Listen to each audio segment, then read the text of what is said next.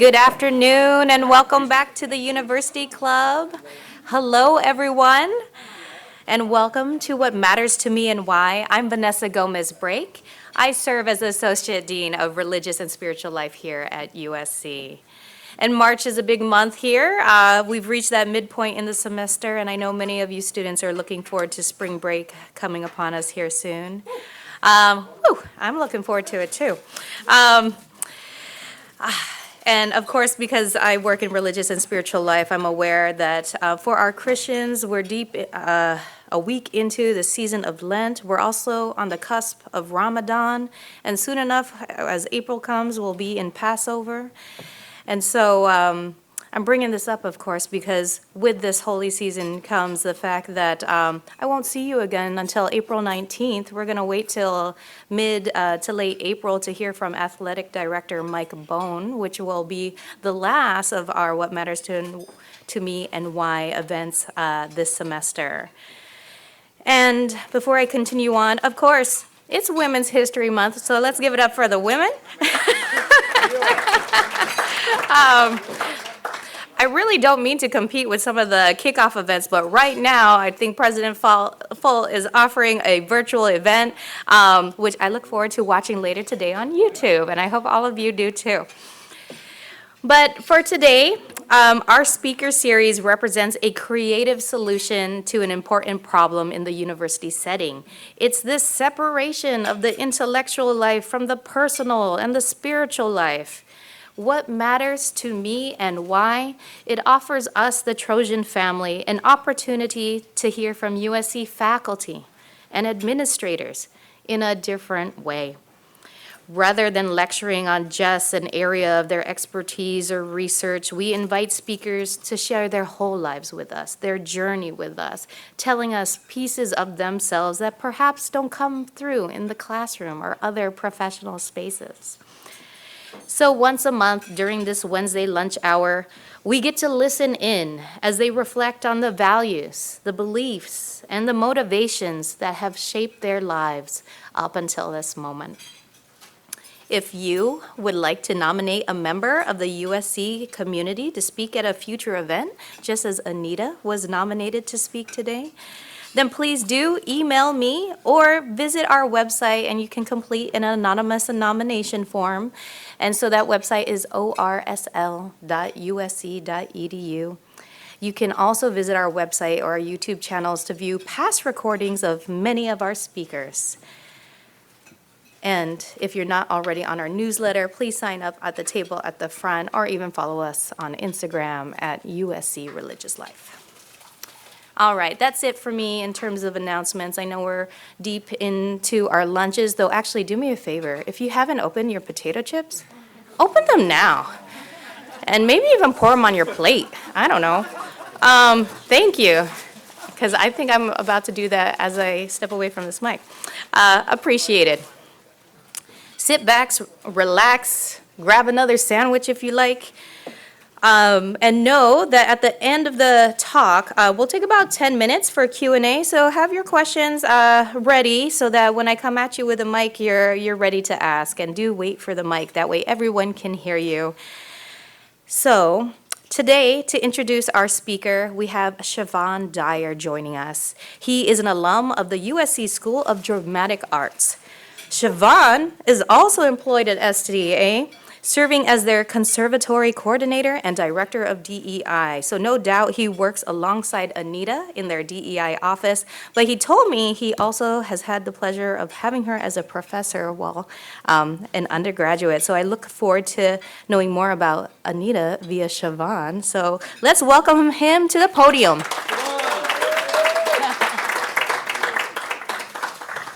Good afternoon, everyone. I have the great privilege of introducing the woman of the hour. And when I was asked to introduce Anita, they said to make it personal. So I said, how much more personal can about 9 years of knowing someone be? So here we go. A late and dear professor, Andre Belgrader, once said to me, to be an actor is to be in love with being seen. It's what fuels us and drives us as an artist. I later found out that every human being has this innate desire to be seen and to be held by the universe. Why is that? To be seen is to be validated. It's to be actualized. It's to be memorialized as the person you are, or trying to be in this universe. And so, as an undergraduate student in my studies, the training asks you to dissect who you are as a person and then relearn that intricately, detail by detail. And along that journey, all the way back in 2014, 2015, the world was a different time, and so I got a little bit lost. I lost myself a bit in the training. I lost my purpose. Why did I want to do this? Why was I an actor? There was no one really around that looked like me at the time, and I was really searching for that need to be seen. And then one day, this strange thing happened. I had this strange encounter with a professor at SDA, Anita Dashiell Sparks, and we had one of what would become many hour-long conversations. You can ask her, we can talk for hours and hours and hours and continue to find fruitful conversation. And so from that conversation, it happened for me. For the first time in my training, I felt seen. I felt held, I felt validated, and I was reminded to stay steadfast on my path, to stay steadfast on my journey, to learn who I was, but to continue to give myself grace and to grow. And that was Anita who did that for me. And so, grow I did. And I've had the privilege of working alongside her in the Office of DEI at SDA the past few years and really get to cultivate a space at SDA. So that's my personal story. As I go on and read the very extensive bio, I just want you to hold on to that reality of who Anita is to me. She's someone that sees you and wants you to see yourself, right? And to hold on to the essence of that person. Anita Dashiell Sparks is a professor of theater practice, serves as Associate Dean of Diversity, Equity, and Inclusion at the USC School of Dramatic Arts, and has taught acting, movement, and critical studies at USC for over 18 years. As an actor based in New York and Los Angeles, she has performed on Broadway in Night Must Fall, starring Matthew Broderick, and The Sunshine Boys, starring Tony Randall and Jack Klugman. She has also appeared in numerous off-Broadway and regional theater productions, including The House of Bernarda Alba with Chita Rivera and Dominique Saran's Masood, The Lion of Panjshir, both at the Mark Taper Forum in Los Angeles. She has directed numerous productions at USC, as well as directed Letters from Zora at the Tony Award-winning Crossroads Theater and 2 critically acclaimed engagements at the Pasadena Playhouse, among others. She has most recently directed the world premiere of Tira Palmquist's Safe Harbor at Lower Deaf Theater Ensemble's new play series dealing with breaking cycles of violence. Anita serves as the artistic director of EDI at the Stella Adler Center of the Arts, and at USC is the founder of Building Bridges, Communication, Expression, Empowerment Theater Arts program, which teaches self-presentation and self-expression for at-youth risk. There's more. Anita has received numerous grants for her theater work and has taught and developed arts and arts therapy curriculum for the Dream Yard Drama Projects in New York and LA, the Public Theater New York Shakespeare Festival, Vineyard Theater, Tada, Lane in LA. In academia, Anita has taught acting and movement at Barnard College in New York, guest lectured in undergraduate drama at NYU, and performed and presented at conferences at St. Mary's College of the Woods and DePaul University. She has trained with master acting teacher Ron Van Loo, among others, and received her MFA from the acclaimed NYU Tisch School of the Arts graduate acting program. In addition to acting, teaching, and directing, she's a trained and certified EDI practitioner by Seed and Nahodi. She's a proud member of AEA, SAG-AFTRA, and the Society of Stage Directors and Choreographers. I'd also like to add she's the mother of 3 beautiful children, who one of them is now off to college, so she's on this journey with us as a parent as well. It is my pleasure and honor to bring to the stage Anita Dashiell Sparks.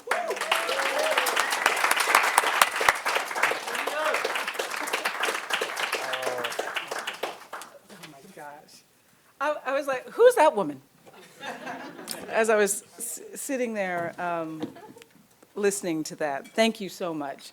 Siobhan, it was so funny when Vanessa had reached out to me and said, you know, is there somebody that you would like to recommend to introduce you? And I, without hesitation, was like, Siobhan. So thank you for that.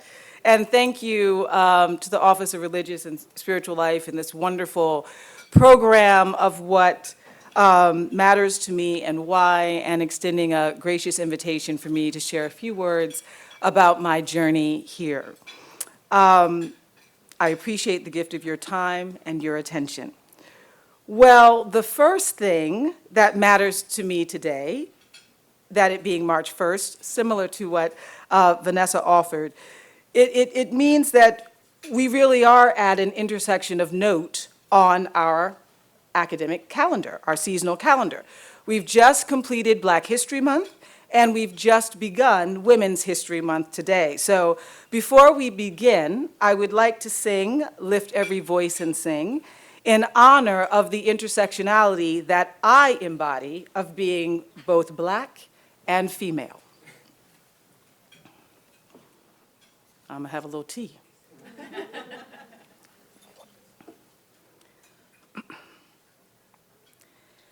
Lift every voice and sing till earth and heaven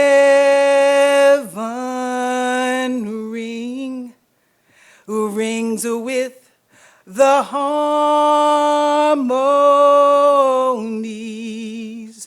of liberty.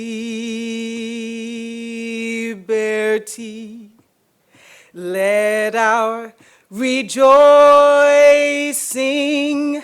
rise high as the listening skies. Let it resound loud as the rolling sea.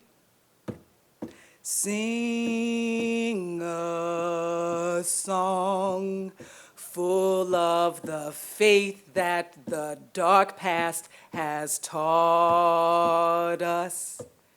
Sing a song full of the hope that the present has brought us. Facing the rising sun of our new day begun.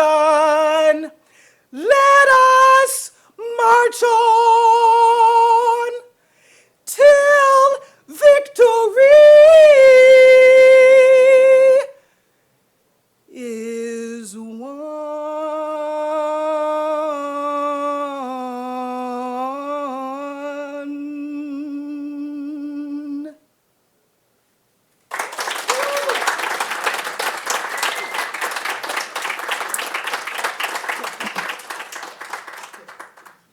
Mama still got it, okay. I'd also like to offer a brief land acknowledgement as well. USC acknowledges that we are on the traditional land of the Tongva people.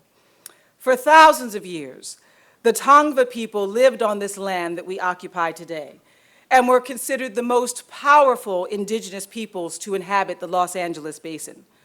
Along with the Tongva, we also recognize the Chumash, the Tataviam, the Serrano, the Cahuilla, the Juanemo, and Luiseno people for the land that USC also occupies around Southern California.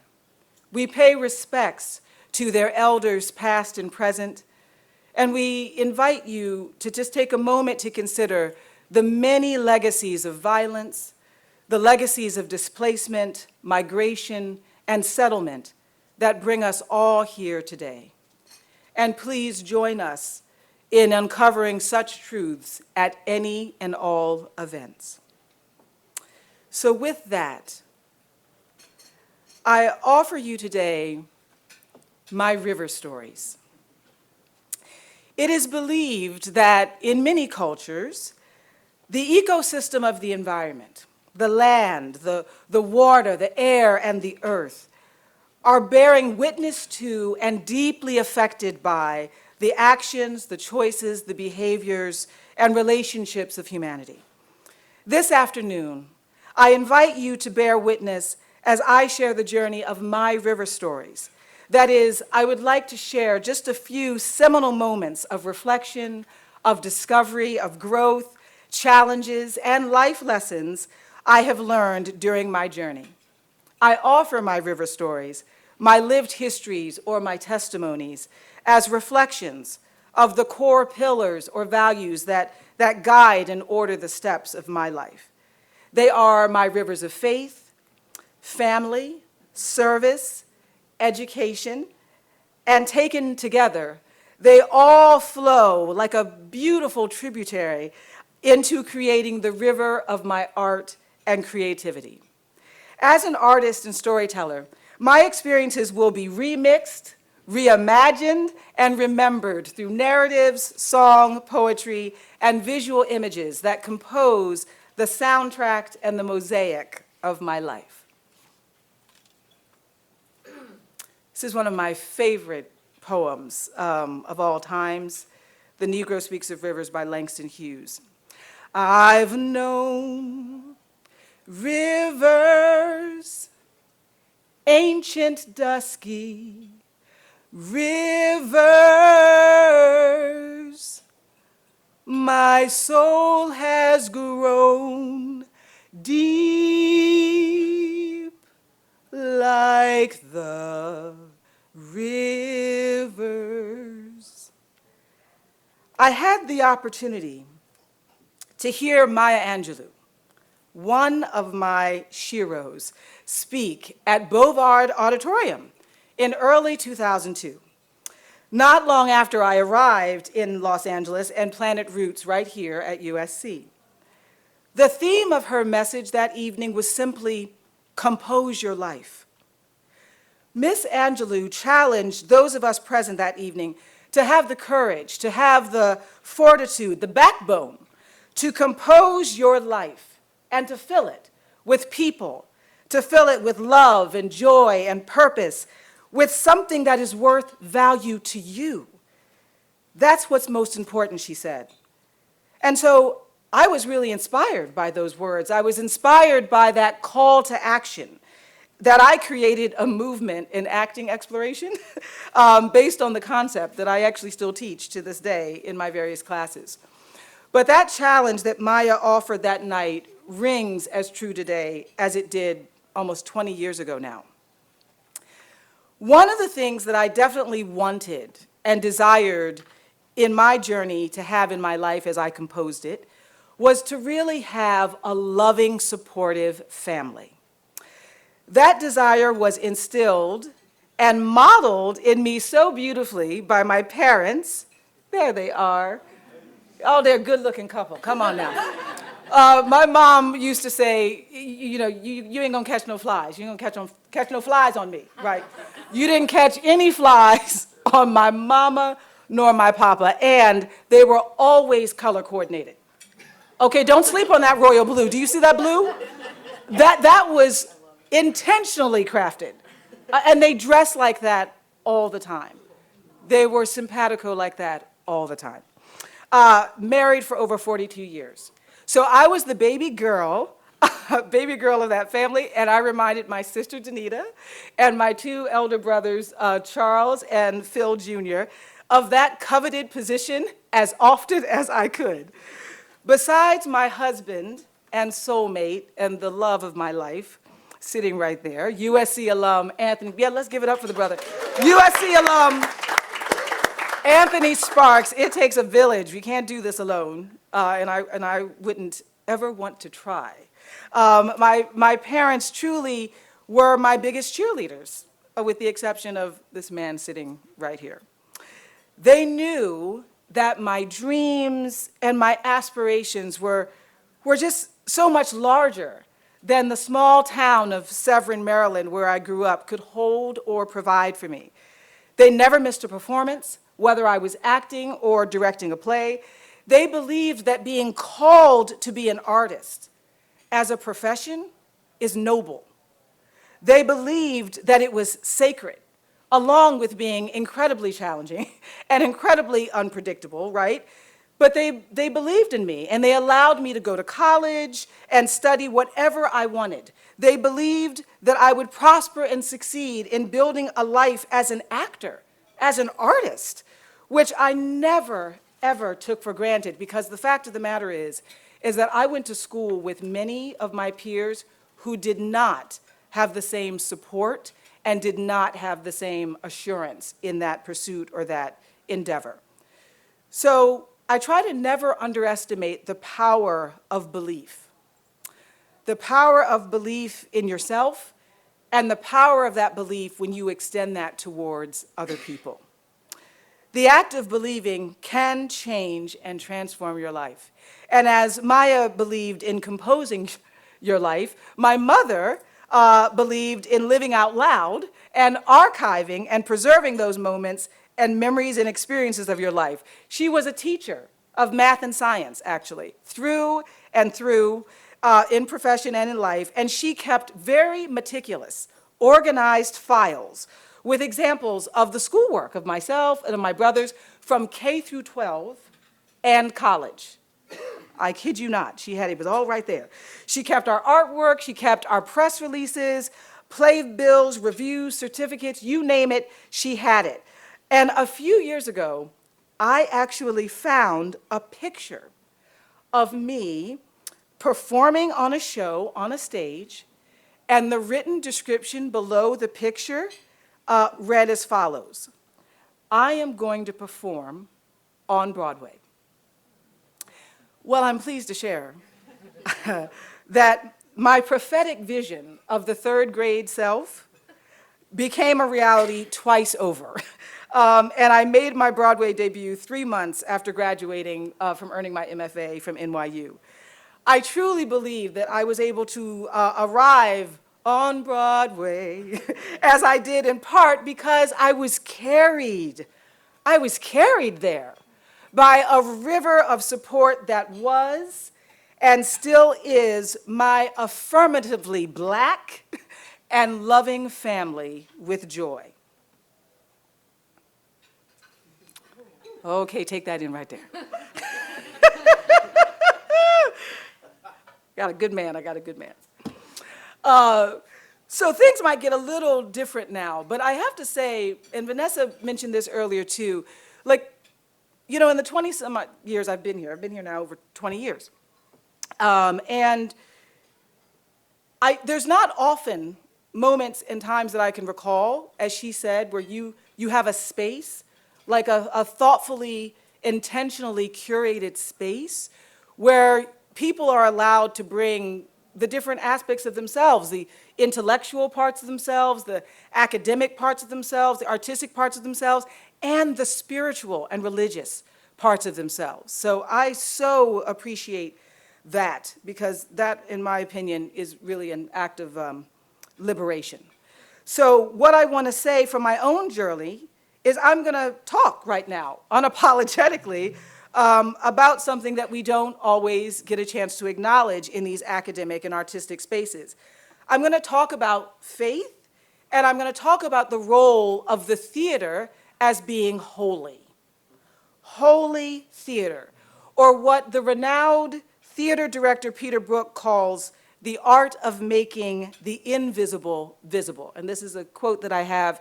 These are the words of Peter Brooks. He says, I am calling it the holy theater for short, but it could be called the theater of the invisible made visible.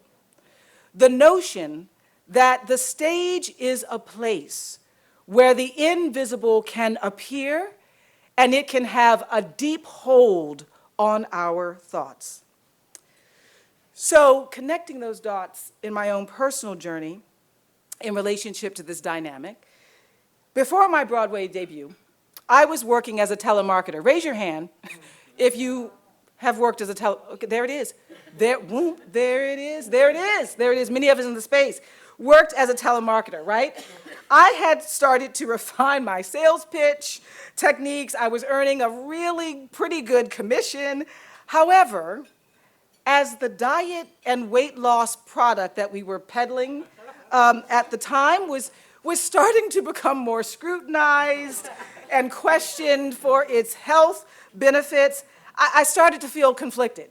Okay, I started to feel some kind of way about it, about selling a product to people that could potentially cause harm. Well, it felt unethical, quite frankly, and I knew that it was time for me to leave this job. Only problem is, I didn't have another job lined up to go to. But I realized that, everything serves a purpose at a particular time and season, and this was one that was just coming to an end. I remember the day that I actually submitted my notice to the employer. I had to step out that day on my river of faith. Okay, maybe not. Okay, I'll hold it right there. River of faith, and believe that another opportunity would present itself, and that God would open another door of opportunity for me to walk through. True to his word and true to his promise, the day after I gave notice and left my telemarketing job, my agent at the time called me about auditioning for the Broadway revival of The Sunshine Boys, starring Tony Randall and Jack Klugman, two masters of comedy. My agents had said in our phone call that they were having a really hard time casting it. They needed to find an actor with versatility and range and style and characterization of voice and body. And my agent, without hesitation, said, I got it. I got somebody who can do it. And her name is Anita Dashiell. My agent at the time was a very established grande dame of the theater, but she really took the time to get to know me as a person. She took the time to get to know me as an artist, and she courted me my entire last year of my graduate degree at NYU. And so I signed with her upon graduation. And over that time, we had built such a wonderful relationship that was not purely transactional, right? It was not a transactional relationship. She believed in me, and her belief in me actually got me in the room with that director, and I booked the job on the spot. No casting director, nothing. Went straight into the producer, director, and booked the thing. It was an incredible moment in my life. And so that particular life lesson taught me about the power of faith. We walk by faith and not by sight, but also about the power and necessity of being ready. What matters to me is being as ready as you can, as often as you can. I believe it's a tragedy to not be ready to meet opportunity when it arrives. The reality is that in this business, in this profession, we don't know when that moment's going to occur. So we must get ready, and we have to stay ready. I'm reminded every day that our work as artists and educators is a continual practice. And even as I teach, as I direct and lead, I also strive to never stop learning, to never stop growing and challenging myself beyond my own comfort zones. And I strive to offer this type of experiential learning to my students in order to help them find their voice and to become their most authentic and full selves, who are also innovative, empathetic, and conscious human beings and artists that do have the courage to be seen, right? To be heard, and to speak their truth to power, even when it is inconvenient or when it's difficult to do so. We must strive to live as authentically as we can if we are ever to create or to perform with authenticity and power. That is what the best of this profession demands, and anything less is unacceptable. So what matters to me in this pursuit and creation of art and storytelling work is that we do not compromise our personal integrity. I have learned that at the end of the day, all we have to stand upon is our character, our values, our work, even when the silly people appear, and the silly people do appear. You know the ones who are there to distract you, attempting to discredit you, to dismiss you, or to diminish your work, and the attempt to diminish you yourself. As my husband and I stepped out on our river of faith, once again moving from New York City to LA, we had figured out how to compose a pretty good life in New York, how to do New York, which can be tough. And we wanted to relocate to Los Angeles. This was before we had our 3 beautiful human beings, and really wanted to see what opportunities could be for us here in LA. I'd never been to LA before. And one of literally the first moments I had in Los Angeles, I wanted to share and reflect upon. So my agent and manager that I had mentioned in New York knew we were planning to relocate and set me up on a general, a meeting with an agent, a talent agent out here. Pretty well-respected talent agent out here at the time. And so I was thrilled, right? I had my Broadway credits in hand. We came here September 1st, literally September 1st, 2001, 10 days before the tragedy of September 11th, actually. So that was a little trippy, to say the least, because our home was just under terror. Many of our homes, right? Because I also have family in Maryland and Virginia and father in the military. It was a whole situation. And yet we were here. So that felt very discombobulating, a little displaced, but thankfully, prayerfully, we were safe and sound. Our loved ones, our friends and family were safe and sound in the midst of that tragedy. And so we just had to get our roots, bearings, to see could we make a go of it, right? So my agent at the time had set me up with another agent meeting out here.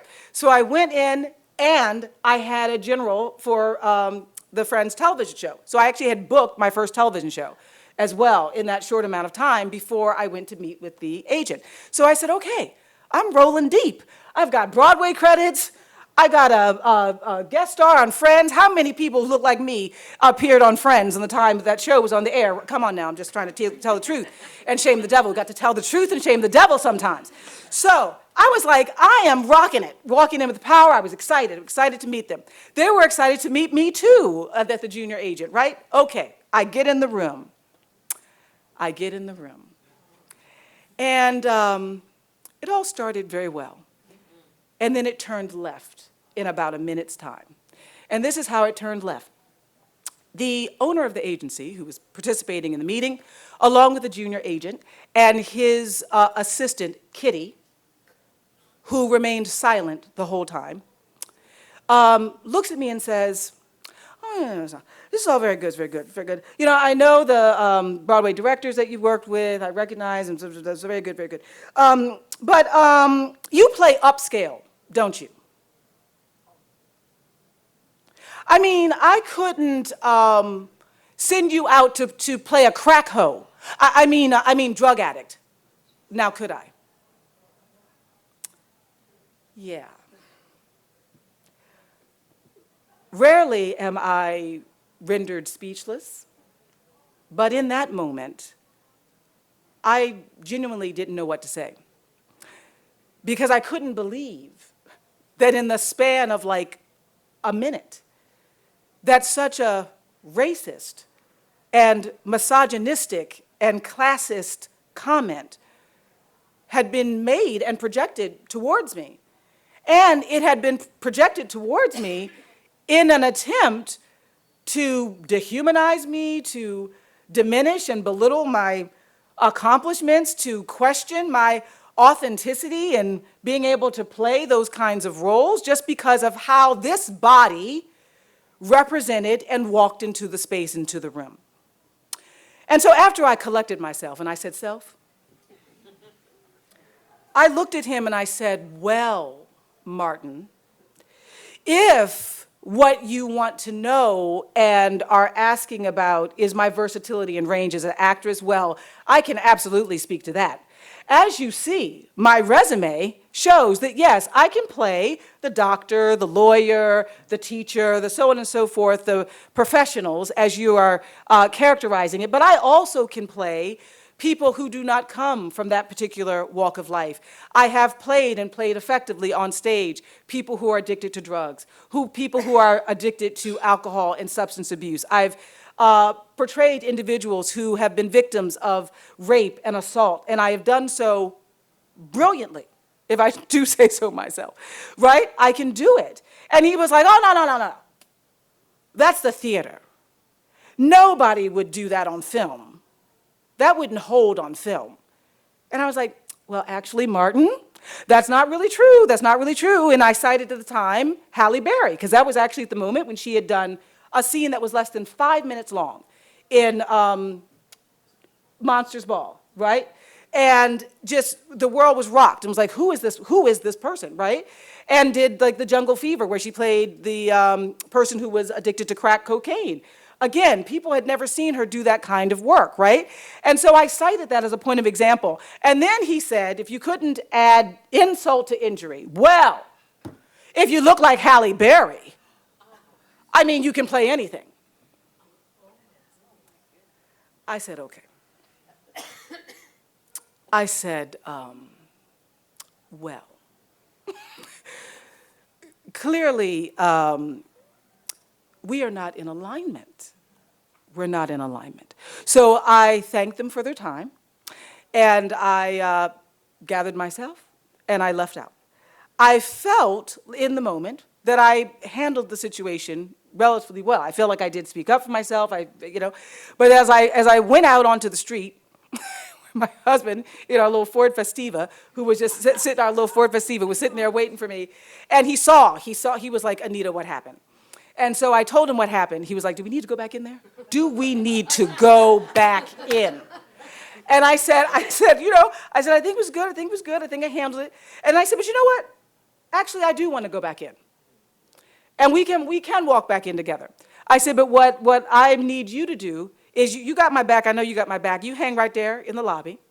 And I walked back in and I asked to speak to the junior agent who had facilitated the meeting, right? Because even though I felt like in the moment I had dealt with it well, I wanted to name that thing. I wanted to name it for them in the same way that I named it for you, and call them out on their racist, sexist, and misogynistic behavior. And I said to them, it's really unfortunate, because what brought me here and why I thought you brought me into the room was because you wanted to get to know me. It was an opportunity for me to get to know you. I said, unfortunately, neither occurred because of this type of behavior and discriminatory action of the person who owns this agency. And I said, I have no intention and interest of working with you. So you don't have to watch me on Friends or anything else. Take me off your watch list, because I'm going to find services elsewhere. But I said, I hope that this moment you're more mindful and sensitive, so that nobody else who walks into this space after me has to go through what I just did. And that was like a life-changing moment, because, we can't fight every battle. Otherwise, we'd be fighting and swinging in the street, swinging in the streets, in the classrooms all the time, right? But you do have to pick and choose. You do have to pick and choose. And for me, that was a moment to speak. That was a moment to intentionally name that thing. And in that moment, one of the things that I really learned and remembered, reflecting on the words of Toni Morrison, who often said, now that she's gone on home, is that the goal of racism is to distract and to destroy. But I'm still here. So neither of those things actually worked. And there's a dear friend of ours who says, anytime that we can strike a metaphorical blow to racism, we need to do it. And that was one of those moments. But it was another way just to remind me in this journey of composing life and putting all of these pieces together, planting roots in a new place, far, far from home, completely on the other side of the country, that I actually could compose my life, but from a space of abundance as opposed to a space of lack and inferiority. And, that was, again, over 20 years ago, this journey from New York to LA. I've now lived in LA longer than I've lived anywhere else in my time on the planet thus far, and it has borne such extraordinary fruit, more than I could have ever hoped for and imagined. And as I stated earlier, love and family really was the most important things to me. and I wasn't willing to sacrifice either desire for my career. I can't tell you the number of people who warned me against that, however, warned me against pursuing and seeking love, pursuing and seeking a family, told me I would regret it. However, I believed that I actually could obtain both. I felt that both was possible, and that indeed has turned out to be true. I'm blessed to be happily married to an extraordinary artist whom I love and respect. And as you heard earlier, we have 3 beautiful teenagers. They're teenagers. Young adults, our twins, Dashiell and Langston, and our daughter, Olivia.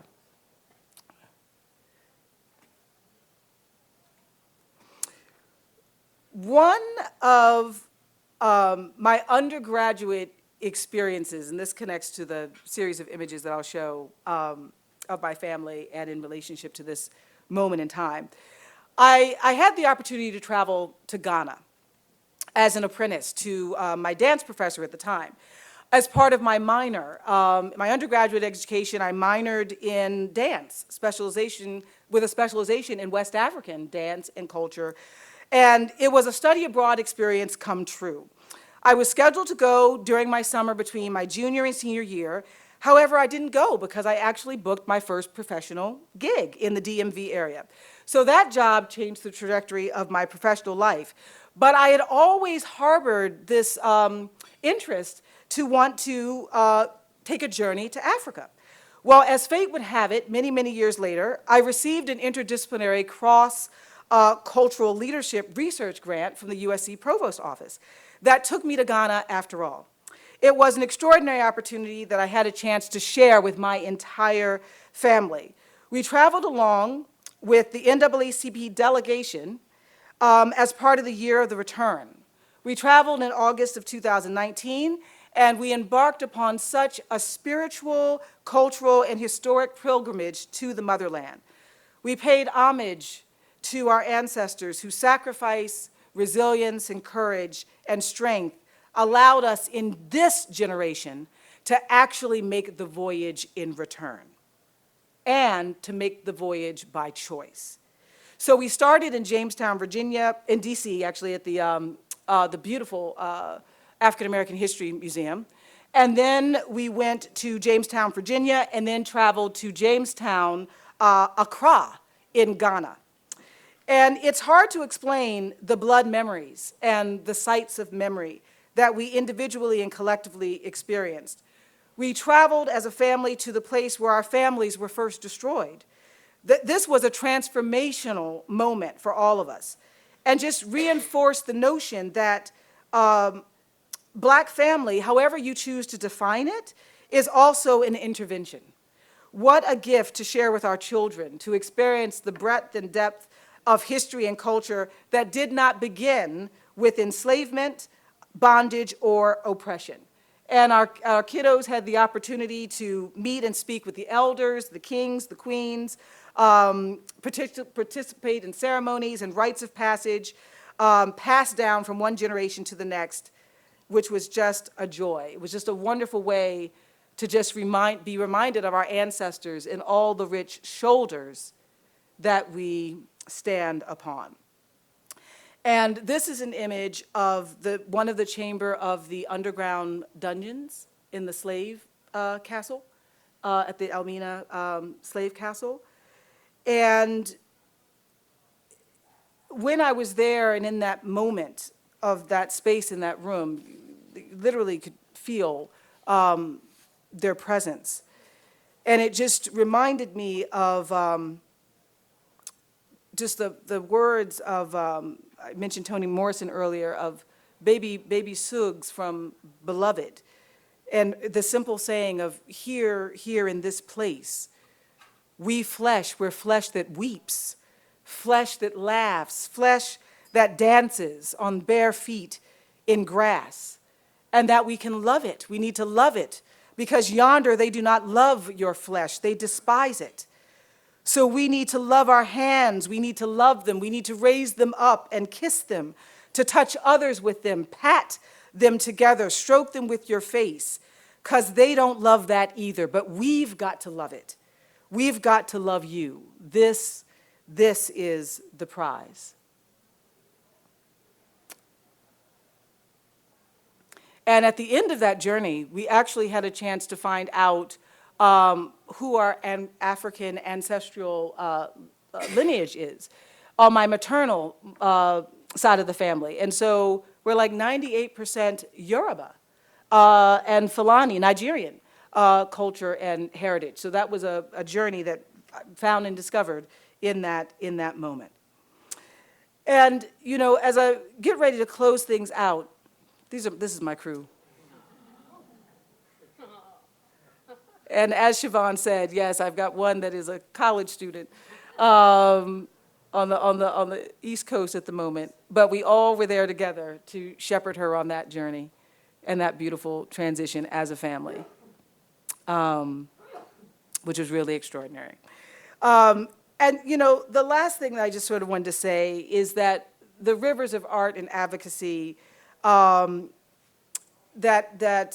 I just think that we can learn and we are educated on so many different ways, from the scholarship of the shelves, in the words of Emily Stiles and Peggy McIntosh, who created the National SEED, the Seeking Educational Equity and Diversity Global Inclusive Curriculum.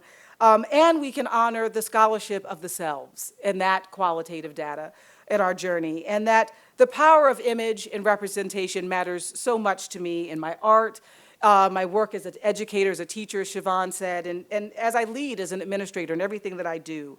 And I just feel that one of our greatest roles is to be that reflexive, that mirror. That we can be that mirror. We can be that mirror and that window of opportunity in every space that we walk through, right? We can expand and explode perception and bias and stereotype and different dynamics of who and what people assume and want you to be, whoever you are at the intersection of your identities when you walk into that space. And we can reimagine it. We can redefine it just with our act and our action and our presence of being in that space and being in that moment in relationship to others. And so, you know, as I close, these different life lessons and the things that from my parents, from my children, from my students that I learn is my children remind me every day that they're always here, even in the midst of the joy and the victory and even in the challenges and loss. They're always here, always humming the tune that life goes on. My husband reminding me that when my parents were called on home to be with the Lord, that they would not have left if they did not feel that they had given me everything that I needed. And my parents reminding me to always love life and to live each day as if it is your last, because tomorrow is not promised to any of us. And they didn't fear death. And they loved life, and to always remember whose you are and from whence you came. So I've known rivers, ancient, dusky rivers, but my soul has grown so deep, like the rivers. Thank you.